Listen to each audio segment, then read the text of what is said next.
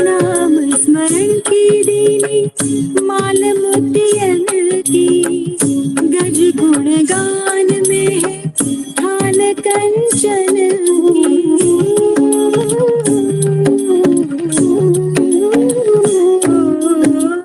नाम स्मरण की देवी माल मोतियन की, गज गुण गान में है खान कंचन की, झोली भर डाली तूने निर्धन के, मेरे मन छवि। गुरवः प्रणामः। दंडवत्।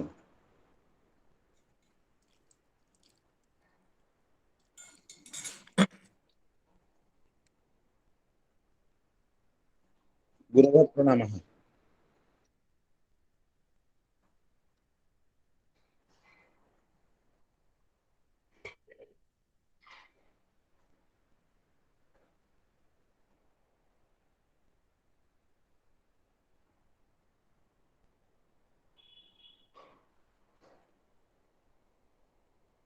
श्री राधे।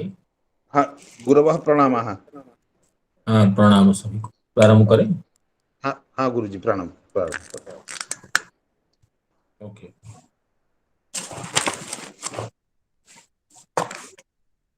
आवाज क्यों कौन धीमी आ रही है? हेलो गुरुजी।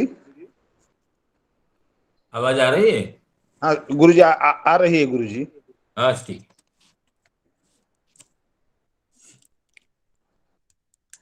वंदेहं श्री गुरु श्रीयुत पद कमलम, श्री गुरु वैष्णवांश्च, श्रीरूपं साग्रजातं सगण रघुनाथान्वितं तं सजीवं साद्वैतं सावधूतं परिजन सहितं कृष्ण चैतन्यदेवं श्री राधा कृष्ण पादान् सहगण ललिता श्री विशाखानितांश्च अनर्पितचरे चिरात् करुणयावतीर्णः खलु समर्पयितुमुन्नतो ज्वलरसां स्वभक्तिश्रियम् हरिपुरत सुन्दर द्वितिकदम्ब सन्दीपितः सदा हृदय कंदरे स्फुरतु वश्यचीनन्दनः रक्ताम्भोरुहदर्पभञ्जन महा सौन्दर्यनेत्रद्वयम् मुक्ताहार विलम्बि उज्ज्वलत्कुन्दम् वर्षामेघ समान नील वपुषं ग्रैवेयहारान्वितं पार्श्वे चक्रधर प्रसन्नवदनं नीलाद्रिनाथं भजे धरं प्रसन्नवदनं नीलाद्रिनाथं भजे राधा करावचित पल्लव वल्लरीके राधा पदांक विलसन मधुरस्थलीके राधा यशो मुखर मत खगावलीके राधार विपिने रमतां मनो मे गोवर्धनो जयति शैलकुलाधिराजो यो गोपिका विनुदितो हरिदासवर्यः कृष्णेन शक्रमखभङ्गकृता समर्चितो यः सप्ताहमस्य करपद्मतलेऽप्यवात्सीत् जयति तरणि पुत्री धर्मराजस्य छाया कलयति मथुराया सख्यमतीति गंगां मुरहरदयिता पादपद्मप्रसूतम् वहति च मकरन्दं मीरपुरच्छलेन वृन्दावनावनिपते जय सोम सोम मौले सनन्दन सनातन नारदेद्य गोपेश्वर व्रजविलासी युगाङ्घ्रि पद्मे प्रीतिं प्रयच्छ नितरां निरुपाधिकां मे निगमकल्पतरोर्गलितं फलम् शुकमुखादमृतद्रवसंयुतं पिबत भागवतं रसमालयं मुहुरहो रसिका भुवि भावुका स्वसुखनिभृतचेतास्तद्विदस्तान्यभावो व्यजितरुचिरलीला पृष्ठसारस्तदीयम् व्यतनुत कृपयाय सत्त्वदीपं पुराणं तमखिल वृजिनग्नं व्याससूनो नतोऽस्मि नारायणं नमस्कृत्य नरं चैव नरोत्तमं देवीं सरस्वतीं व्यासं ततो जयमुदीरयेत् मूकं करोति वाचालं पंगुं लंघयते गिरिं यत्कृपा तमहं वन्दे परमानन्दमाधवं वृन्दाई तुलसीदेवी प्रियाई केशवस्य च कृष्ण भक्ति प्रदे देवी सत्यवत्यै नमो नमः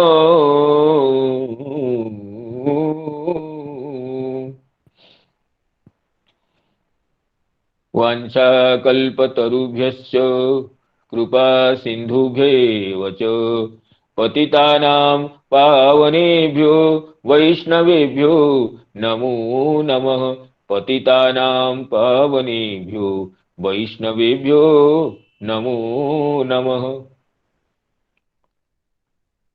पूर्वान्न के श्रीमद् भागवत कथा सत्र में समवेत सभी वैष्णव वर्गों को, पूज्य गुरुजनों को तथा सुस्निग्ध मित्र मंडली को मैं पुनः पुनः प्रणाम निवेदन करता हूं। आप सभी की अनुकंपा से हमें पूर्वान्न में श्रीमद् भागवत के प्रथम स्कंध का तथा सायं श्रीमद् भागवत के दशम स्कंध का कथा मंदाकिनी में अवगाहन करने का दिव्य क्षण संप्राप्त होता है। इसलिए समस्त श्रोतृ मंडली को हरिकथा श्रवण पिपासु हरिकथा रसग्राही सभी श्रोतृ मंडली को मैं पुनः कृतज्ञता निवेदन करता हूं। तो आप सभी की अनुकंपा से हम गत दिवस कथा की जहां पर विश्रांति हुई थी वहां से आगे प्रवेश करने के लिए प्रयास करेंगे। तो श्रुत महर्षि शौनकादि मुनियों को श्रीमद् भगवान भागवत के प्रथम स्कंद के तृतीय अध्याय में भगवान के दिव्य अवतारों का परिगणन कर रहे हैं। संक्षेपतः अवतारों की जो सूची सामान्य जो मुख्य मुख्य लीला को लेकर के बना रहे हैं, तो उसी क्रम में हमें गत दिवस भगवान की मत्स्यावतार की चर्चा करने का अवसर मिला था। ये अत्यंत दिव्य अवतार राजर्षि प्रवर सत्यव्रत जी को कृपा करने के लिए भगवान खुद मछली के रूप में, देखिए भगवान चाहे तो कोई सुंदर रूप ले सकते थे, लेकिन भक्तों के साथ उन्हें क्रीड़ा करने के लिए विभिन्न रूप में विभिन्न लीला करने की इच्छा होती है। तो मछली जैसे ये साधारण जो जलचर प्राणी उस रूप में पधारते हैं। जब सत्यव्रत ऋषि पहचान जाते हैं तब उनसे लीला करते हैं और संपूर्ण प्रलय समय में सत्यव्रत जी को ये घुमाते रहते हैं ऋषियों के साथ समुद्र में और हयग्रीव असुर का वध करते हैं। ये हयग्रीव असुर जब ब्रह्मा जी विश्राम करते हैं प्रलय के समय में, ब्रह्मा जी ये शांत होकर के विश्राम करते हैं, तो हयग्रीव असुर उनके मुख से वेद को हर लेता है। देखिए, वेद तो ज्ञान का निधान है, ज्ञान का स्वरूप है। ज्ञान का विनाश कब होता है? जब व्यक्ति प्रमादी होता है, जब आलसी होता है, भोग परायण होता है, तब वो उसका ज्ञान हृत हो जाता है। किससे? ना, उसकी जो भोगमयी प्रवृत्ति है, जो इसकी इंद्रिय पराधीनता है, अर्थात उसके जो रजोगुण तमोगुण है, इंद्रिय पराधीनता है, जो उसका चांचल्य है, प्रमाद है, वही उसके ज्ञान को अपहरण कर लेते हैं। तो इसलिए ज्ञान का तो अपहरक प्रमाद से होता है। आलस्याद अन्नदोषाच मृत्युर्लोकान जिघांसति, ये वचन है। क्योंकि ये धर्मों का सेवन न करने से, सत्पुरुषों के मार्ग को अवलंबन न करने से, प्रमादी होने से, प्रमादग्रस्त होने से ये तो ज्ञान अपहृत होता है। उसी लीला को भगवान दिखाते, जब ब्रह्मा जी सो जाते हैं तो वो ये हयग्रीव असुर आकर के, हयग्रीव असुर ये प्रमाद का रूप है, जो इंद्रिय परायणता का रूप है। इंद्रिय परायणता ही ज्ञान को हर लेता है, हर लेती है।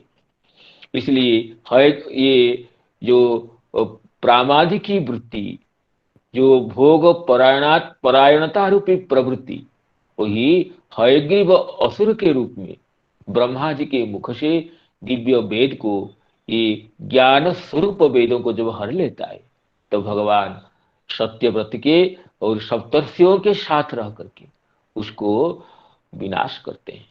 जो सत्य साथ में होता है, सत्यव्रत साथ में रहता है, तो प्रमाद नष्ट हो जाता है। जो प्रमाद का स्वरूप जो हयग्रीव असुर है, वो ज्ञानों को हर लेता है।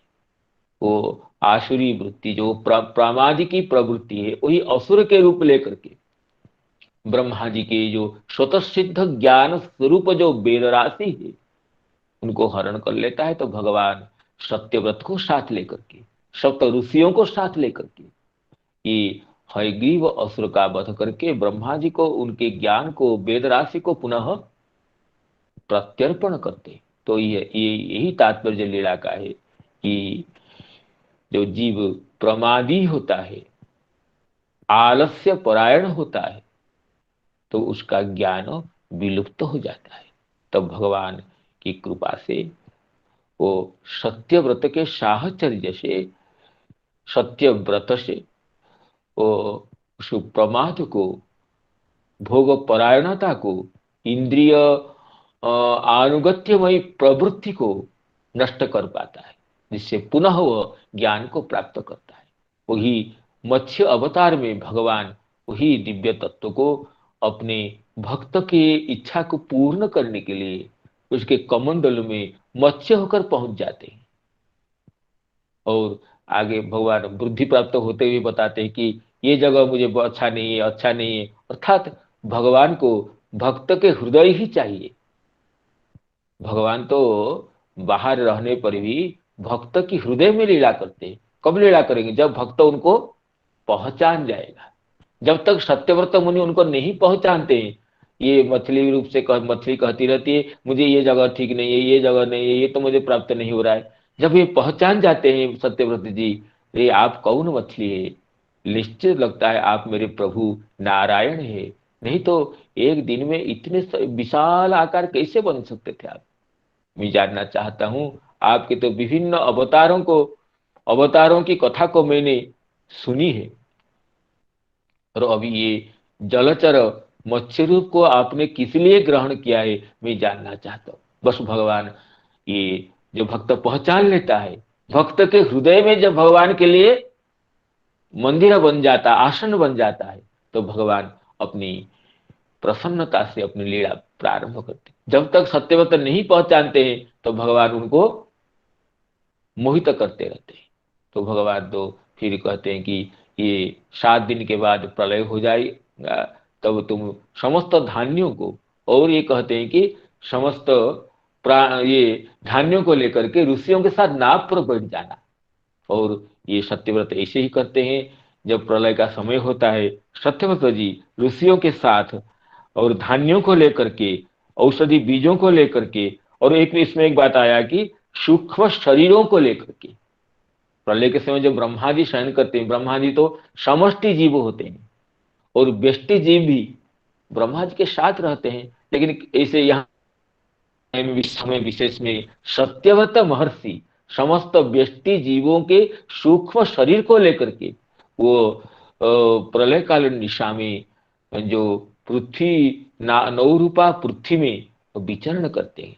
तो इसमें द्वितीय स्कंद के 7वें अध्याय में मत्स्य अवतार के लिए एक श्लोक था जिसको हम पढ़ना चाहते हैं। द्वितीय स्कंद के 7वें अध्याय के ये श्लोक है, ये 12वां श्लोक है। मत्स्यो युगांत समये मनुनोपलब्ध, मत्स्यो युगांत समये मनुनोपलब्ध, क्षुणिमयो निखिल जीव निकाय केतः, क्षुणिमयो निखिल जीव निकाय केतः।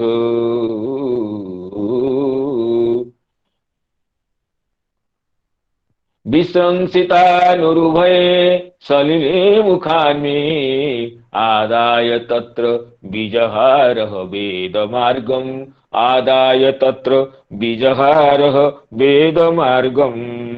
कहते मत्स्यो युगांत समय मनुनोपलब्ध, मनुना उपलब्ध।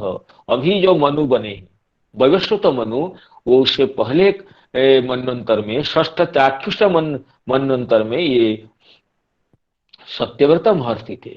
उनके पास मत्स्य के रूप में भगवान प्रकट होते हैं। मत्स्यो युगांत समय मनुनोपलब्ध, क्षोणिमयो निखिल जीव निकाय केतः।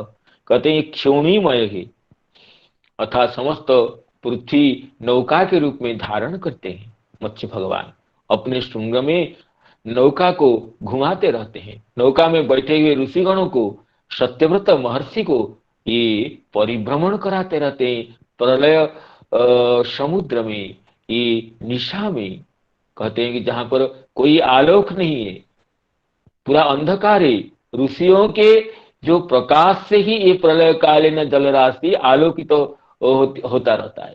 तो ऋषियों के प्रकाश से आलोकित ये समुद्र में भगवान उन सबको मत्स्य रूप में घुमाते रहते हैं। मत्स्यो युगांत समय मनुनोपलब्धो, क्षोणिमयो निखिल जीव निकाय केतः, विसंसितानुरुभये सलिले मुखान्मे, आदाय तत्र बीजहारः वेद मार्गम। कहते निखिल जीव निकाय केतः, संपूर्ण जीव समूह को धारण करते हैं।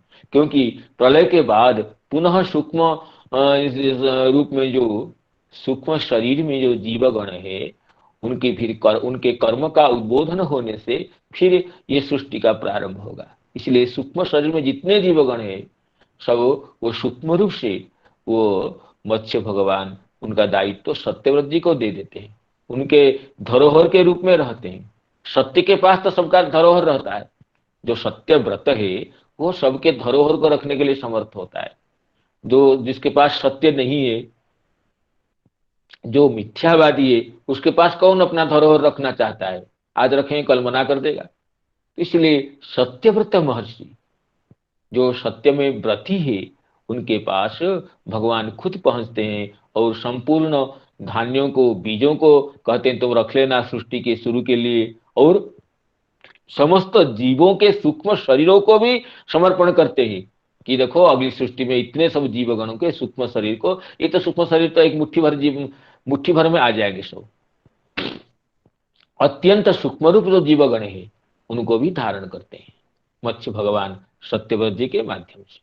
निखिल जीव निकाय केत और विसृंसिता नुरुभये सलिले मुखान में, उरुभये सलिले, ये महाभयंकर प्रलयकालीन जलराशि में जब ब्रह्मा जी शयन कर जाते हैं, ये अनवधान हो जाते हैं, उनके मुख से ये जब दिव्य ज्ञान स्वरूप वेद राशि को, ज्ञान राशि को ये जो असुर हरण कर लेता है, हयग्रीव असुर, तो उसको आदाय बीजहार तत्र वेद मार्गान, वो वेद मार्ग को लेकर के वो असुर हरण कर लेता है। तो पुनः भगवान क्या करते हैं ना, उस असुर को वध करके प्रमाद का स्वरूप, प्रमाद का जो मूर्तिमान स्वरूप हयग्रीव असुर था, इंद्रिय परायणता का भोगमयी प्रवृत्ति रूप जो हयग्रीव असुर था, उसको वध किए थे। देखिए हयग्रीव दो तरह के हैं, एक तो हयग्रीव असुर है, एक भगवान के भी हयग्रीव अवतार है, जिसका वर्णन इसी तृतीय अध्याय में नहीं है, आगे है। इस तृतीय अध्याय में 22 अवतारों की परिगणना है, लेकिन भगवान के मुख्य अवतार 24 अवतार प्रसिद्ध है। भक्तमाल ग्रंथ में और जगह भी भगवान के 24 अवतार प्रसिद्ध है। तो इन 22 अवतारों में हंस अवतार और हयग्रीव अवतार को जोड़ने से 24 अवतार होते हैं। तो हयग्रीव अवतार में भगवान हयग्रीव रूप लिए थे, हयास्य रूप लिए थे, और उस अवतार में मधुकैठव नामक असुरों को वध किए थे। ये हमें ध्यान देना है, हयग्रीव अवतार में भगवान हयग्रीव रूप में मधुकैठव असुरों को वध किए थे, और इस मत्स्य अवतार में भगवान हयग्रीव नामधारी असुर का वध करते हैं। इसलिए हयग्रीव नाम को देख करके हमें भ्रम हो जाता है कभी कभी कि ये असुर का नाम है कि भगवान का नाम है, लेकिन ये तो भगवान की लीला है। ये हयग्रीव असुर भी है और भगवान हयग्रीव रूप भी लेते हैं, जो कि ज्ञान का निधान है। वो हयग्रीव भगवान संपूर्ण वेद स्वरूप है, ज्ञान मूर्ति है। वो मधुकैठव नामधारी रजोगुण और तमोगुण के मूर्तिमान स्वरूप दोनों असुरों को, मधु और कैठव को वध करते हैं। इसकी चर्चा इस तृतीय अध्याय में नहीं है। हंस और हयग्रीव दोनों अवतारों को मिलाने से ये 22 की संख्या जो है वो 24 हो जाएगी। 24 भगवान तो अवतार अनंत है, लेकिन मुख्य मुख्य 24 अवतारों को भक्तगण गान करते हैं।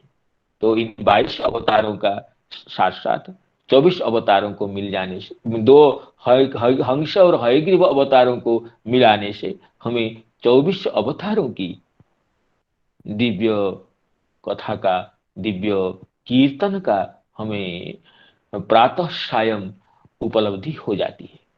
तो इस तरह ये मत्स्य अवतार की वर्णना इस द्वितीय स्कंद में 7वें अध्याय में 12वां श्लोक में, जिसको हमारे प्रिय अवनिंद्र जी प्रेजेंटेशन कर रहे थे, उसमें पाठ हो गया। अब आगे इसको उच्चारण करके हम केवल उसी में जाएंगे हमारे कथा प्रसंग में। मत्स्यो जुगान्त समये मनोनोपलब्ध क्षोणीमयो निखिल जीवनिकाय केतः विश्रंसितानुरुभये सलिले मुखान्मी आदाय तत्र बीजहारः वेद मार्गान्। आगे भगवान के दिव्य अवतार को, ये जिसमें भगवान कच्छप रूप में प्रकटित होते हैं, कूर्म अवतार जो भगवान ये पृथ्वी को धारण करते हैं, मंदराचल को धारण करते हैं, ये तो अवतार हम लोगों का सबके आधारभूत अवतार है। तो इस श्लोक को आवृत्ति करने के लिए मैं प्रिय अवनिंद्र जी को निवेदन करता हूं, भगवान के ये जो कूर्म अवतार 16वां श्लोक है उसको आवृत्ति करें, फिर उसकी चर्चा करेंगे। जी प्रणाम, जय सिया राम। ओम सुरा सुराणामुदधिम मथनता मंदराचलम दध्रे कामठ रूपेण पृष्ठ एकादशे विभु। जय सिया राम, प्रणाम। हाँ प्रणाम। तो बहुत सुंदर। तो रूपं सुरासुराणाम उदधिम मथनताम मंदराचलम, सुरासुराणाम उदधिम मथनताम, जब सुर असुर उदधि का मंथन कर रहे थे, तो भगवान कमठ रूप में, कूर्म के रूप में, कच्छप के रूप में ये मंदराचल का धारण किए थे। ये तो इतना ही इस श्लोक में है, लेकिन इसकी कथा अष्टम स्कंद के सप्तम अध्याय में विशेष रूप से परिवर्णित है।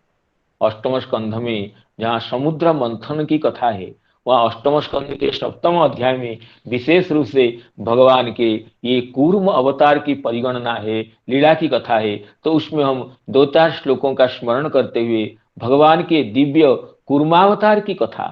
कूर्म शब्द का अर्थ होता है कौ जले ऊर्मि ही बेगो यस्य, जल में ही ये कूर्म का वेग रहता है। ऐसे तो भगवान ने गीता में कूर्म का, इंद्रिय संयमी व्यक्ति के इंद्रिय कैसे रहते हैं, चित्तप्रज्ञों का इंद्रिय कैसे रहता है, इसके उदाहरण में कूर्म को भगवान उपस्थापन करते हैं। कूर्मोन्द्रियाणि व सर्वस, इसके इंद्रियार्थों से निगृहित हो गए हैं। जैसे कूर्म किसी विपत्ति की सूचना आते ही अपने इंद्रियों को समेट लेता है और अपने पृष्ठ के नीचे गोपन कर लेता है। तो कूर्म का पृष्ठ तो अत्यंत कठोर और अत्यंत शक्तिशाली होती है, पीठ होती है शक्तिशाली। तो उस कूर्म अवतार का वर्णन जहाँ कहते हैं कि जब सुसुरासुर गण समुद्र मंथन के लिए प्रवृत्त हो जाते हैं, ये देवगण असुरगण बड़े बड़े शक्तिशाली देवगण ये प्रवृत्त होते हैं, समुद्र मंथन करने लगते हैं।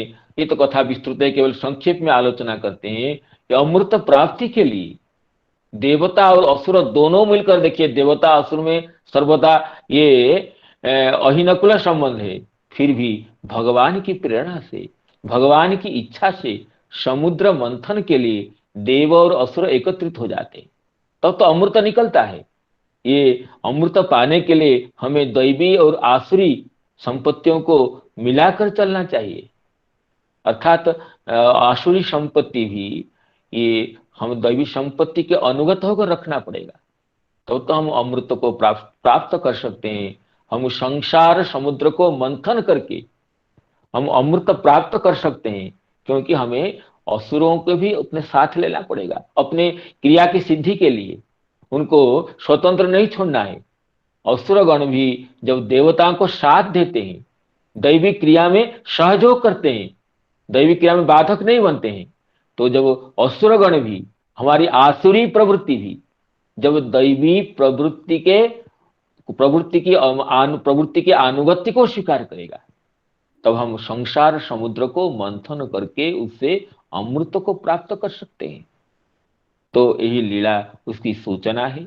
तो देखिए जब समुद्र मंथन शुरू हो जाता है, अब ये कहते हैं कि ममंथो कृत एवं ये कृत व्यवस्थान विभागास्थ सर्वे कश्यप नंदना ममंतु परमायत्ता अमृतार्थम पयोनिधि, अमृत प्राप्ति के लिए समुद्र मंथन करते हैं। लेकिन मध्यमाने नवे सोद्री ह्यनाधारो ह्यपो विशत धीयमानोपि बड़ी भी गौरवात पांडुनंदन। अब वो देखिए इतने बड़े बड़े देवता गण और असुर गण जब उसको धारण किए थे, लेकिन धारण करने पर भी अपने गौरव के कारण, अर्थात अत्यंत भारी होने के कारण एक हेतु, और दूसरा हेतु है अनाधारात, और नीचे कुछ नहीं है, समुद्र तो गभीरतम है और नीचे कुछ न होने से, अत्यंत भारी होने से ये मंदराचल समुद्र में डूबने लगा।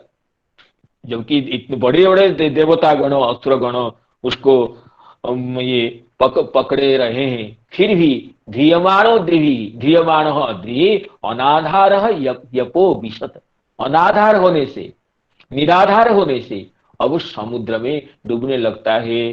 तब जब बलवान दैव, इतने प्रयास करने पर भी बलवान दैव के द्वारा जब ये ऐसा मंदराचल डूबने लगता है, तब देवता और असुर लोग सोचे कि हमारा क्या कराया सब तो वो मिट्टी में मिल जाएगा। कितने प्रयास करके अब मंदराचल को समझा करके, वासुकी नाग को समझा करके, असुरों को समझा करके देवगण ये अमृत के लिए प्रयास कर रहे हैं। अब जब मंदराचल जो मथानी है अब वही डूब जाएगा तो क्या होगा, तो अपना किया कराया सब मिट्टी में मिल जाएगा, ये सोच करके देवगण उदासी हो गए। उनकी मुख में उदासी छा गई। औदासीन्य का भाव उनके मुखमंडल को घेर लिया। असुर लोग भी उदासी हो गए। कहते हैं ते सुनिर्भिन्न मनसः, अत्यंत निर्भिन्न हो गए।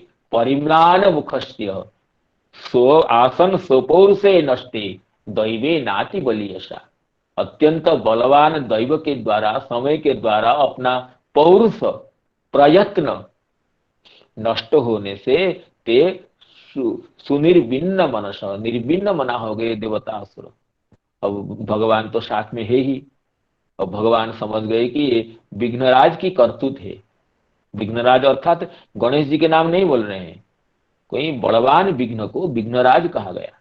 विलोक्य विघ्नेश विधिम तदेश्वरो, विलोक्य विघ्नेश विधिम तदेश्वरो, दुरंत वीर्यो वितथाभिसंधि, दुरंत वीर्यो वितथाभिसंधि, कृत्वा वपु काच्छपमद्भुतं महत्, कृत्वा वपु काच्छपमद्भुतं महत्, प्रविश्यतोऽयं गिरिमुज्जहार, प्रविश्यतोऽयं गिरिमुज्जहार।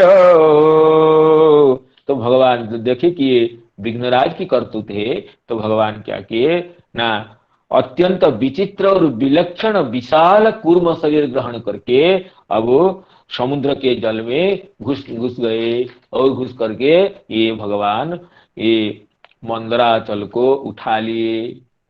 प्रविश्यतोयम गिरिमुज्जहार, गिरि को उठा लिए। तमुत्थितं वीक्ष्य कुलाचलं पुनः, तमुत्थितं वीक्ष्य कुलाचलं पुनः, समुत्थिता निर्मथितुं सुरासुरः, दधार पृष्ठेन सलक्ष्य योजन, प्रस्तारिणा द्वीप इवापरो महान। जब देवता और असुरों ने ये देखा कि अब तो मंदराचल समुद्र में डूब रहा था, वो तो अब ऊपर आ गया है। अब भगवान कच्छप रूप लेकर के इसको पकड़ लिए हैं, इसको कौन समझ पाए। तो समुत्थितं वीक्ष्य कुलाचलं पुनः, अब समुत्थिता अब निर्मथितुं सुरासुरा, अब देवतागण असुरगण पुनः समुद्र मंथन की क्रिया में जुट गए। अब मंथन करने के शुरू करते हैं। तो उस समय भगवान जम्बू द्वीप के समान अत्यंत विशाल अपनी पीठ पर, कहते हैं कि कूर्म भगवान का पीठ की देखिए चौड़ाई लंबाई कितना, हम तो सोच ही नहीं सकते हैं। कहते हैं इसमें लक्ष्य योजन प्रस्तारिणा, जम्बूद्वीप के समान 1,00,000 योजन फैली हुई अपनी पीठ पर। एक योजन 4 कोस की नाप का होता है, 4 कोस को योजन कहते हैं। सलक्ष्य योजन प्रस्तारिणा अर्थात 4 लाख क्रोश ऐसे परिधि थी भगवान कूर्म भगवान की पीठ की। तो इतने विशाल पीठ पर, मंदराचल तो कितना विशाल है, और उसको पकड़ेंगे, उसको वो मथानी बनेगी और उनके पीठ पर वह घूमती रहेगी, घूमता रहेगा मंदराचल। तो भगवान की पीठ को कितना बड़ा होना चाहिए। तो सलक्ष्य जो जन प्रस्तारिणा पृष्ठे न द्वीप इवापरो महान, ऐसे लग रहा था मानो कोई दूसरा जम्बूद्वीप है। तो जम्बूद्वीप समान अपने लक्ष्य योजन विस्तारी अपनी पीठ पर भगवान ने मंदराचल को पकड़ लिए अनायास से। तो देखिए भगवान अनंत शक्तिशाली है और सत्य संकल्प है। तो इसलिए इनके लिए ये कोई विशेष बात नहीं, कोई इसमें हमें संदेह करने का अवसर नहीं। इसलिए कहते हैं दुरंत वीर्यो वितथा विसंधि, भगवान दुरंत वीर्य, दुरंतम वीर्यं यस्य अवितथ अभिसंधि, भगवान की इच्छा अवितथ होती है, संकल्प वो सत्य होता है। भगवान सोचे कि मंदराचल को पकड़ूंगा तो उससे भी कितने बड़े विस्तार उनकी पीठ बन गई। तो सत्य संकल्प भगवान के लिए, ये अनंत बीज भगवान के लिए इतने विशाल कूर्म रूप लेना कोई इसमें आश्चर्य की बात नहीं है। अब जब देखिए जब बड़े बड़े, अब देखिए समुद्र मंथन शुरू हो जाता है, जब बड़े बड़े देवता और असुरों ने अपने बाहुबल से मंदराचल को घुमाते हैं, प्रेरित करते हैं, तब भगवान की वो पीठ पर वो मंदराचल घूमने लगा। देखिए बताइए कितना बड़ा मंदराचल, और कूर्म भगवान के पीठ पर वो घूमता रहता है। लाखों देवता असुर उसको घुमा रहे हैं, बासुकी नाग उसकी रस्सी बनी है, मंदराचल मथानी बना है। जब घुमाते हैं, देखो कैसे की लीला देखिए। ये समस्त शक्तिशाली देवगण, ये दो देवगण असुरगण घुमाते हैं, तो ये जो पर्वत का जो चक्कर लगाना उनके भगवान की पीठ पर ऐसे लगा, ऐसे जान पड़ता था मानो कोई उनकी पीठ खुजला रहा है। ऐसे हमें कभी कभी कंडुयन होता है, इसको खुजली कहते हैं। पीठ पीठ पर खुजली होती है तो हम हाथ हम घुमा नहीं पाते हैं, लगता है कोई हमारे खुजली खुजली को ठीक कर दे अच्छा लगेगा, तो हम खुजलाने के लिए व्यक्ति को ढूंढते हैं। और भगवान तो लीलामय है, तो उनको इतने बड़े कच्छप रूप में अब उनकी इच्छा थी कोई हमारे पीठ को खुजलाए। जब मंदराचल समस्त देवता और असुरों से प्रेरित होकर घूमने लगता है, तब भगवान को लगा कि ये मेरी पीठ पर कोई कंडूयन कर रहा है, कोई खुजला रहा है। देखिए सुंदर श्लोक है। दधार पृष्ठेन सलक्ष्य योजन प्रस्तारिणा द्वीप इवा परो महान सुरासुरेन्द्रे भुज बीज वेपितं परिभ्रमन्तं गिरिमंग पृष्ठत परिभ्रमन्तं गिरिमंग पृष्ठतः बिभ्रतदावर्तनमादिकच्छपो मेनेंग कंडूयनम प्रमेयः मेनेंग कंडूयनम प्रमेयः अप्रमेय अंग कंडूयनन मेने अप्रमेय भगवान अभिचिंत्य शक्ति भगवान। अब ऐसे उनको ऐसे लगा मानो कोई मेरी पीठ पर, ये पीठ पर क्या कर रहा है ना, खुजला रहा हो। भगवान को बड़ा आराम मिला। और उनको पीठ को कौन खुजला सके। ऐसे कूर्म की जो पीठ है वो तो बहुत विशाल होती है और बहुत ये कठिन भी होता है, उसको खुजलाना तो मुश्किल है। अब इतने देवगण असुरगण विशाल मंदराचल पर्वत को मथानी बना करके, बासुकी नाग को रस्सी बना करके जब भगवान की पीठ पर घुमा रहे हैं, तब भगवान को लगता है कोई मुझे खुजला रहा है, बड़े आराम आता है। भगवान थोड़ी सी निद्रा की लीला भी कर लेते हैं, और जब वो व्यक्ति सोता है थोड़ी जोर से निश्वास प्रश्वास गमनागमन करता है। तो इसकी वर्णना आगे 12 स्कंद में अंतिम अध्याय में करते हैं। देखिए कूर्म भगवान की जो लीला को। पृष्ठे भ्राम्य दमंदर गिरि ग्रावाग्र कंडूयनात् निद्रालोकमठाकृतेर्भगवत श्वासानिलापान्तु वः निद्रालोकमठाकृतेर्भगवत श्वासानिलापान्तु वः यत्संस्कार कलानुवर्तनवशात् वेलानिभेनाम्भसाम् यातायातमतन्द्रितं जलनिधेर्नाद्यापि विश्राम्यति यातायातमतन्द्रितं जलनिधेर्नाद्यापि विश्राम्यति। कते पृष्ठे भ्राम्य दमंद मंदर गिरि ग्रावाग्र कंडूयनाथ। पृष्ठ में जब मंदर गिरी का जो ग्रावा का अग्रभाग जब घूम रहा था, ते कंडूयन उससे भगवान को पीठ पर कोई लगा के खुजला रहा है। उनका कंडूयन की जो इच्छा थी शांति हो गई, तब भगवान को आराम मिली। तो थोड़ा सा भगवान निद्रा की लीला करते हैं। कुर्म भगवान निद्रालोकमठाकृतेर भगवतः, जब शोर निद्रा की लीला करते हैं तो थोड़ी श्वास प्रश्वास की गति ऊंची हो जाती है, बढ़ जाती है, तब समुद्र में ज्वार आने लगता है। निद्रालोकमठाकृतेर भगवत श्वासानिलापान्तु वः।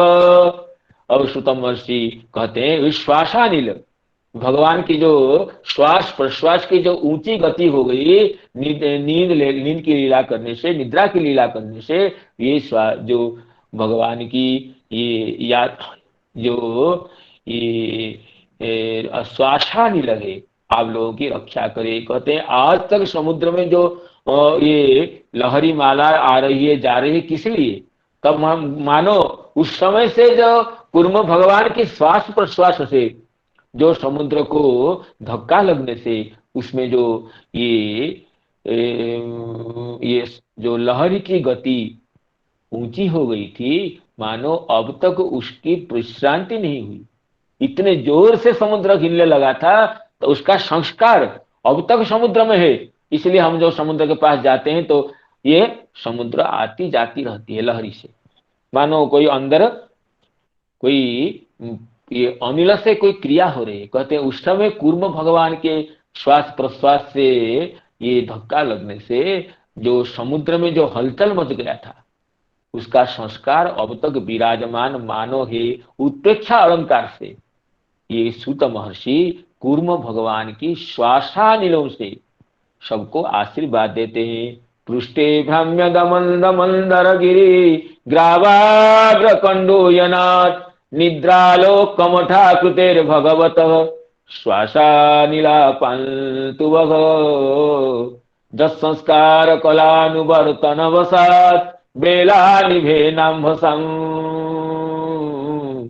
यातायात मतंद्रितम जलनिधे नाद्यापि विश्राम्यति। बहुत सुंदर ये अवनींद्र जी जो श्लोक का पाठ होता है उसी को ये चित्र पर दिखा देते हैं, तो इससे और हमें भी और सभी श्रोतृ मंडली को भी काफी ये इसमें प्रसन्नता मिलती है। तो इस तरह ये कूर्म भगवान की लीला अत्यंत दिव्य लीला है। हमारे ये जयदेव गोस्वामी तो गीत गोविंद में भगवान की द्वितीय अवतार के रूप में बहुत सुंदर गान करते हैं। क्षितिरति विपुल तरे तव तिष्ठति पृष्ठे धरणि धारण किण चक्र गरिष्ठे। क्षितिरति विपुल तरे तव तिष्ठति पृष्ठे धरणि धारण किण चक्र गरिष्ठे। केशव धृत कच्छप रूप जय जगदीश हरे जय जगदीश हरे। इसमें तो श्री जयदेव गोस्वामी पृथ्वी को भगवान धारण किए हैं। इस तरह की कूर्म अवतार की लीला का वर्णन करते हैं, और जिससे किण चक्र गरिष्ठे, किण कहते हैं व्रण का चिन्ह, चक्राकार पृथ्वी को धारण करने से सब समय कूर्म भगवान के पीठ, भगवान की पीठ पर वो चक्राकार व्रण का चिन्ह हो गया। किण माने व्रण का चिन्ह, वो चक्र जैसा हो गया। इससे गरिष्ठ है, अत्यंत पृथुल जो ये विशाल जो पृष्ठदेश है उसमें पृथ्वी शोभा पाती है। इस तरह कूर्म भगवान को प्रणाम करते हैं। क्षितिरति विपुल तरे तव तिष्ठति पृष्ठे धरणि धारण किण चक्र गरिष्ठे। केशव धृत कच्छप रूप जय जगदीश हरे जय जगदीश हरे। अब देखिए जब मंथन शुरू हो जाता है, अत्यंत दिव्य वर्णन है अष्टम स्कंद के सप्तम अध्याय में। ऐसे कहते हैं, देखिए कहते हैं अब भगवान तो मंथन तो कर रहे हैं देवतागण और असुरगण, मंथानी मंदराचल है और बासुकी नाग रज्जु है।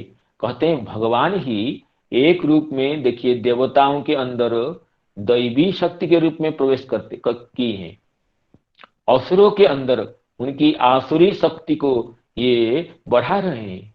पर्वत में भार के रूप में है और नीचे कच्छप के रूप में है, तब तो मंथन हो रहा है। सर्वरूप भगवान अब सभी के रूप में रह करके सुरासुर विभ्र तदावर्तनम आदि कच्छपो मेनेंग कंडूयनम प्रमेय। कहते हैं उद्दीपयं देव गणांश्च विष्णु दैवेन नागेन्द्रमबोध रूपः तथा सुराना विशदासुरेण रूपेण तेषां बलवीर्यमीरयन्। अब असुरों के अंदर आसुर बल के रूप में, आसुरी शक्ति रूप में भगवान प्रविष्ट होते हैं, तो असुरगण इतना बड़ा मंदराचल को वो घुमाने लग पा सकते हैं। और उद्दीपयन देव गणांश विष्णु, देवताओं के अंदर भगवान दैवी शक्ति के रूप में, देव तत्व के रूप में भी प्रविष्ट होते हैं। तो देवगण शक्तिशाली होकर के विशाल मंदराचल को ये प्रेरित करते हैं। और नागेंद्र मबोध रूप, और वासुकी नाग तो वो देखो उसको जब इतने देवगण खींच रहे हैं, असुरगण खींच रहे, तो उनको कितना कष्ट होता होगा। बोलते भगवान उसमें भी निद्रा के रूप में प्रविष्ट हो गए। अबोध रूप, अबोध अर्थात निद्रा, भगवान वासुकी जी के शरीर में अंतःकरण में निद्रा के रूप में प्रविष्ट हो जाते हैं। तब वासुकी जी को नींद आ जाती है, तो तब उन्हें पीड़ा की महसूस नहीं होती है। पता नहीं पड़ता कि मैं रस्सी बन करके मंथराचल को घुमा रहा हूं। तो नागेंद्र मबोध रूप, भगवान वासुकी जी के अंतःकरण में, शरीर में निद्रा के रूप में प्रवेश करते हैं।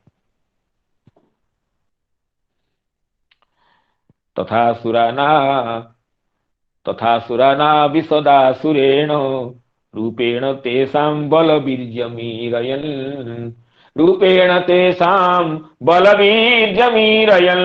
उद्दीपयन् देवगणां च विष्णु दैवेन नागेन्द्रमबोध रूपः। देखिए, अब जब इतने करने पर भी जब अमृत नहीं निकलता है, तो भगवान तो सभी रूप में प्रविष्ट है, अब खुद मंथन करने में पहुंच जाते हैं। इस दिव्य सुंदर श्लोक है, उसी अष्टम स्कंद के 7वें अध्याय के ये श्लोक है। एक श्लोक को पुनः पढ़ लेते हैं। 17वां श्लोक है। भगवान जब खुद ये मंथन करने लग जाते हैं, उनकी कितनी शोभा होती है। देखिए, कहते जब मंथन करते हैं, मथ्यमान जदा सिंधु देवासुर बरुथपि जदा सुधा न जाए तो निर्मम अंथाजित स्वयं। तो अजित भगवान उस मनवंतर के अवतार, षष्ठ मनवंतर चाक्ष मनवंतर के अवतार अजित भगवान खुद मंथन करने लग जाते हैं, खुद मंथन के लिए प्रवृत्त होते हैं। देखिए, अष्टम स्कंद के 7वें अध्याय के 17 श्लोक है, 17वां श्लोक है। मेघश्याम कनक परिधि कर्ण विद्योत विद्युत। मेघश्याम कनक परिधि कर्ण विद्योत विद्युत। मेघश्याम, भगवान के शरीर कैसा है? ये श्यामले शरीर है, अत्यंत श्यामल शरीर है। मेघश्याम कनक परिधि, और शरीर पर सुनहला पीतांबर शोभा पर आए। कर्ण विद्युत विद्युत, और कानों में बिजली के समान चमकते हुए कुंडल। मेघश्याम कनक परिधि कर्ण विद्युत विद्युत। मूर्ध्नि भ्राजत विलुलित कच श्रगधरो रक्त नेत्र। अष्टम स्कंद के 7वें अध्याय के 17वां श्लोक है, दिव्य श्लोक है। तो कहते हैं,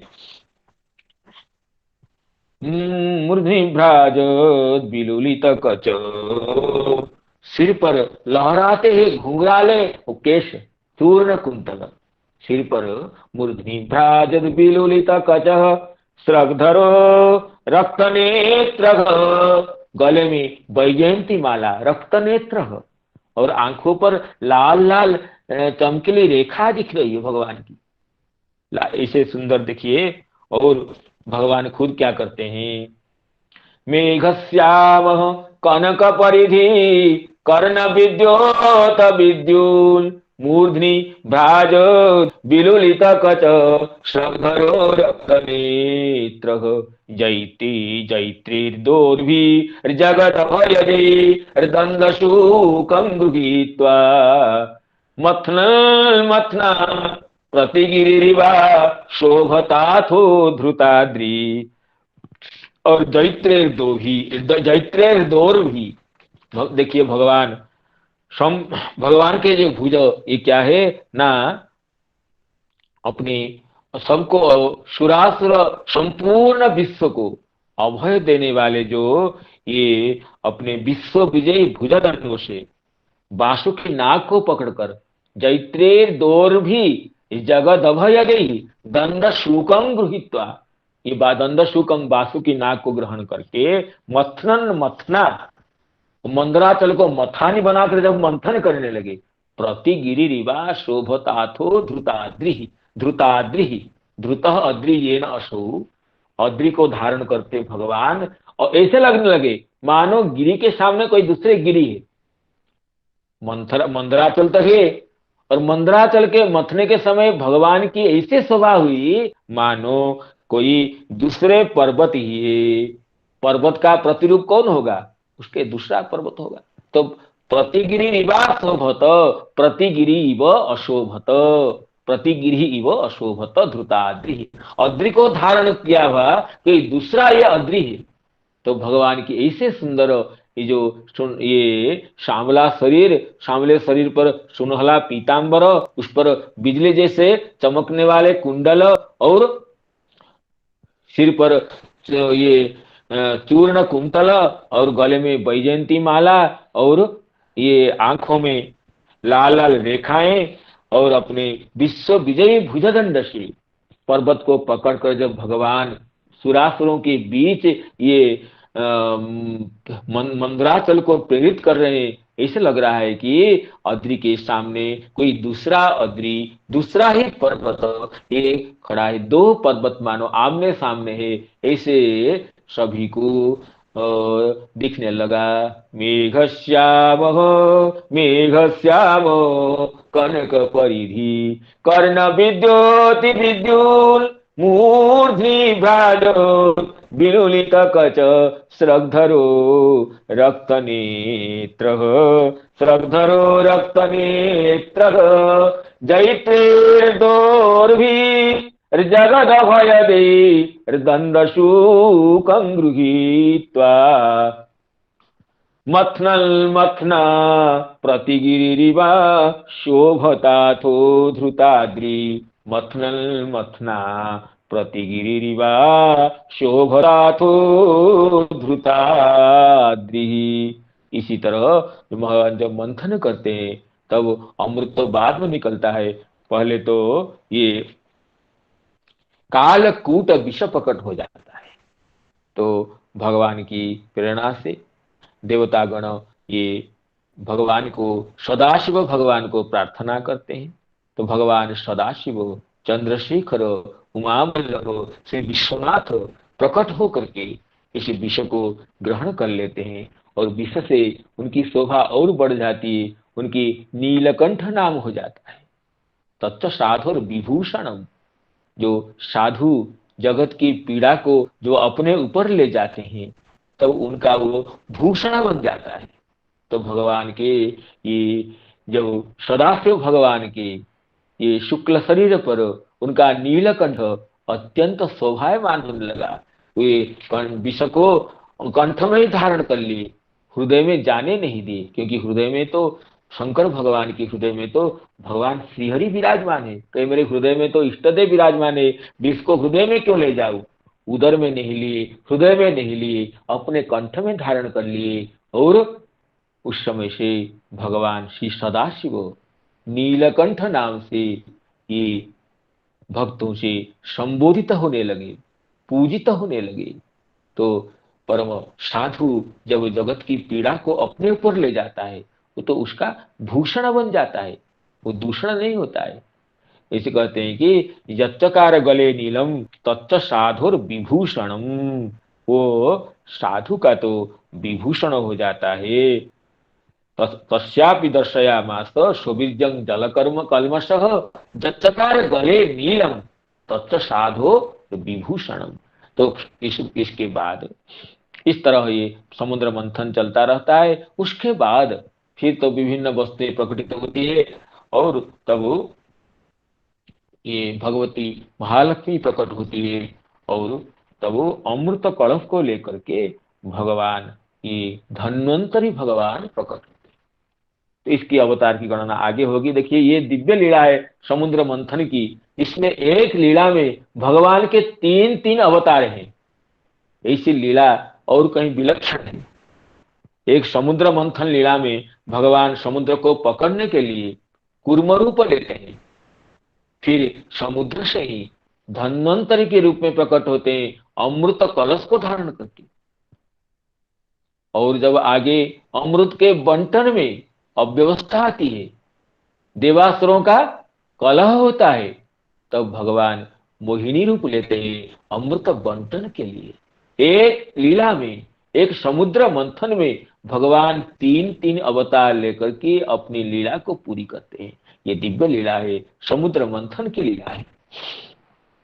तो इस तरह ये कूर्म अवतार की लीला को एक बार हम टीकाकार की दृष्टि में कुछ विशेष हो तो उसको देख लेते हैं, फिर भगवान की धन्वंतरी अवतार और मोहिनी अवतार की कथा पर प्रवेश करेंगे। रूपम सुरासुराणामुदधिम मत्मता मंदराचलम दध्रे कमठ रूपेण पृष्ठ एकादशी विभु। दध्रे कमठ रूपेण पृष्ठ एकादशे विभु। देखिए इसमें श्रीधर स्वामी पाद कह रहे हैं कि कूर्मावतारंगाः कमठः कूर्मः। कमठ शब्द का भी वही अर्थ है, के जले मठः निवासः जस्य सः कमठः। कौ जले ऊर्मी बेगो जस्य स कूर्मः, और कमठ भी वही है। तो इसमें कमठः कूर्मः तद्रूपेण एकादशे अवतारे विभु दध्रे दधारो। एकादश संख्यक अवतार, जो गणना की संख्या में एकादश संख्या क्रम में आता है, उस अवतार में भगवान मंदराचल को अपनी पीठ पर धारण किए। और इतना ही श्रीधर स्वामी जी कहते हैं। और श्री विश्वनाथ चक्रवर्ती पाद देखते हैं क्या कहते हैं। उसमें चक्रवर्ती पाद कहते हैं, विशेष कुछ नहीं कहें, केवल ये कहें सुरासुरा नाम अमृत उत्पादनार्थम इति शेषः। कहते हैं ये इसमें एक शब्द को जोड़ना चाहिए, सुरासुराणां मत्नताम। सुर और असुर मिलकर के कोई कार्य नहीं किए होंगे। ऐसा समुद्र मंथन ऐसी लीला है जिसमें देव असुर सम्मिलित होकर के कार्य कर रहे हैं। किस लिए? ना अमृतोत्पादनार्थम इति शेषः, अमृत प्राप्ति के लिए। अमृत की लालसा किसको ना हो? सुरगण भी चाहते हैं, असुरगण भी चाहते हैं। हम मृत्यु को जय कर ले, मृत्यु विजयी हो जाए, कौन नहीं चाहता है? जैसे देवतागण चाहते हैं, ऐसे असुरगण भी चाहते हैं। तो मृत्यु विजय के लिए मिलकर प्रयास करना चाहिए। मृत्यु विजय के लिए, अमृतत्व की प्राप्ति के लिए हमें जब मंथन करना हो, संसार समुद्र को मंथन करना हो, अपनी बुद्धि को मंदराचल बना करके, तो उसमें तब हमें मिलकर करना चाहिए। शत्रुओं के किस अपने साथ में ले लेना चाहिए, तभी हम संसार समुद्र को मंथन कर सकते हैं। ये समुद्र मंथन लीला उसी तत्व का ये सूचक है। देखिए लीला में तत्व तो अपने आप रहता है, कभी कभी तत्व का अधिक चिंतन होने से लीला में बाधा आ जाती है। इसलिए तत्व का अधिक चिंतन तो लीला में प्रकाश नहीं करना चाहिए। भक्त तो लीला को लीला के रूप में ही ग्रहण करते हैं। फिर भी लीला में तत्व का सन्निवेश तो अपने आप ही रहता है। जो तत्व दृष्टि वाले होते हैं वो लीला से तत्व को ही देखते हैं, लेकिन भक्तगण तो तत्व के ऊपर ज्यादा दृष्टि न देकर भगवान की दिव्य लीला का ही आनंद लेते हैं। तो जो भी हो, इस तरह कूर्म भगवान की जो ये दिव्य लीला, जब देव असुरगण अपने प्रयास को निष्फल देखते हैं कि अपना हमारा किया करा सब मिट्टी में मिल रहा है, ये मंदराचल तो डूबने लग रहा है, तब भगवान सभी को आश्वासित करते हुए अपनी पीठ पर मंदराचल को धारण कर लेते हैं। तो इस तरह हम कूर्म भगवान को प्रणाम करके आगे श्लोक में चलेंगे। तो आगे श्लोक जो है ये उसमें ये धन्वंतरी अवतार का और मोहिनी अवतार का परिगणन है। तो अवनिंद्र जी इस आगे के श्लोक को एक बार आवृत्ति कर ले। अच्छा, समय तो हो गया है, जी, ठीक है, प्रणाम। अभी समय तो आ गया है, एक बार आवृत्ति कर लीजिए केवल। धान्वन्तरं हाँ, पढ़िए।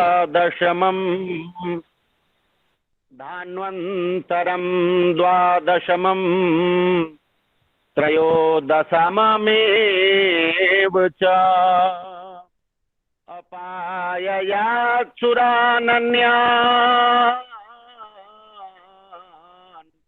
मोहिन्या मोहयन् स्त्रिया। जय सिया राम, प्रणाम। धन्यवाद। तो भगवान की इसमें कूर्म अवतार के साथ साथ धन्वंतरी अवतार और मोहिनी अवतार, भगवान धन्वंतरी के रूप में प्रकट होते हैं। धन्वंतरी शब्द का ये अर्थ है धनु। धनु ये उपलक्षण है शल्य चिकित्सा का। धनु शल्य चिकित्साया उपलक्षणम। धनु तो शल्य ये धन्वंतरी के भगवान जो आयुर्वेद शास्त्र के प्रवर्तक है, शल्य चिकित्सा में उसमें है। धनु शल्य चिकित्सा या उपलक्षणम तस्य अंतम रुच्छति गच्छति इति धन्वंतरी। अर्थात शल्य चिकित्सा का विज्ञान भी जिनको पता था, आज हम इतने बड़े बड़े जो हमारे डॉक्टर लोग हैं जो शल्य चिकित्सक हैं, जो कि ऑपरेशन के अभिज्ञ हैं, तो उस विद्या का तो मूल निदान तो आयुर्वेद शास्त्र में है, धन्वंतरी के शास्त्र में है। तो धन्वंतरी शब्द ही इसका कहता है धनु की शल्य चिकित्सा। उपलक्षणतया धनु शब्द ये शल्य चिकित्सा का वाचक है। तस्य अंतम उस ये नाम सिद्धांतम ऋच्छति प्राप्नोति गच्छति इति धन्वंतरी। शल्य चिकित्सा का सिद्धांत भी जिनको पता था, इसलिए तो सर्ववैद्य है, देव वैद्य है, देवताओं के परम वैद्य है। और ये कहते धन्वंतरी भगवान ये गरुड़देव के शिष्य हैं, महादेव जी के भी उपशिष्य हैं। तो कहते हैं ये धन्वंतरी भगवान समुद्र से प्रकट होते हैं। तो इसकी इनकी जो वर्णना आगे द्वितीय स्कंद के 7वें अध्याय आते कहते हैं ये तो धन्वंतरिश्च भगवान स्वयमेव कीर्ति नामना नृणांग पुरुरुजांग रुजआसुहंति। धन्वंतरी नाम के कीर्तन से ही, श्रवण से ही बड़ी बड़ी पीड़ाएं शांत हो जाती है। तो हम धन्वंतरी भगवान को प्रणाम करते हुए, समय की सीमा को देखते हुए और बाकी मोहिनी भगवती को भगवान को प्रणाम करते हुए मैं अपनी वाणी को विराम देना चाहता हूँ। समस्त संजात त्रुटि विच्युति प्रमादों के लिए हमारे गुणज्ञ श्रोतृ मंडली को प्रणाम के साथ, क्षमा प्रार्थना के साथ मैं अपनी वाणी को विराम देना चाहता हूँ। भगवान नामोच्चारण पूर्वक हरे कृष्ण कृष्ण कृष्ण हरे हरे, हरे राम